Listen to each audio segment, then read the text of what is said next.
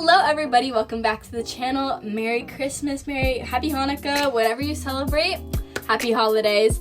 And as you can see, I'm doing the intro like after I've already finished the build, but it's right behind me and let's just go get right into it. So I'm not going to be doing a ton of commentary for this one. I might pop in every once in a while, but I am trying to lock in and get this posted for day 3 of the Advent calendar. As you can see, because this will be posted day 3 of the Advent calendar, December 3rd. Yeah, I'm not going to do too much commentary because I am running low on time. But yeah, so I already started the ice skating rink in a different spot. So that's why I'm kind of moving it all. So I didn't show how to build the walls. I might have like a little bit. I don't remember very well. But if you guys want a tutorial on how I built those walls and everything, I can do that. But also Capto building his mall, pretty sure it's Capto. I watched that. One of the episodes had him building an ice skating rink in the mall, and that's where I got the idea from. So very similar to that. You can go look at his video too. Love his videos. I'm sure you know him if you're watching mine. But yeah, anyway, time for some little holiday music.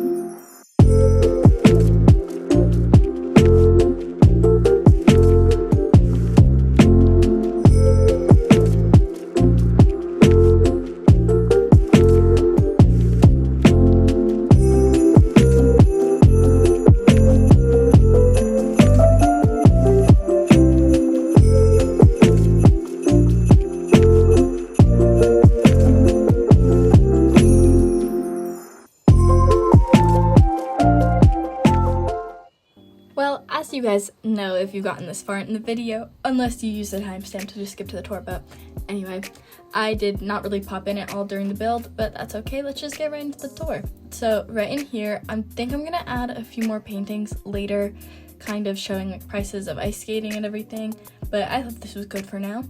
And yeah, so then you go downstairs. Here's where you can pick out your ice skating, what's it called? Oh my god, your ice skates. This is where you can get your ice skates. And then this is the little workers area. So the workers just sit back here, a little cleaning thing. Yeah, I really played around with a lot of different textures and stuff in this build, and I think it looks cool. Let me know your guys' thoughts about it. And then here is the gorgeous ice skating rink. I think it was such a good use of space because I had that huge area under the high school mountain. So I'm really glad that I added it. And then if we just glide right through here, and I added those bars on the side of the entrance to the rink because I felt like that was a good way to make it a little bit realistic, because you know you have those little side handles to grab onto when you're getting onto the rink.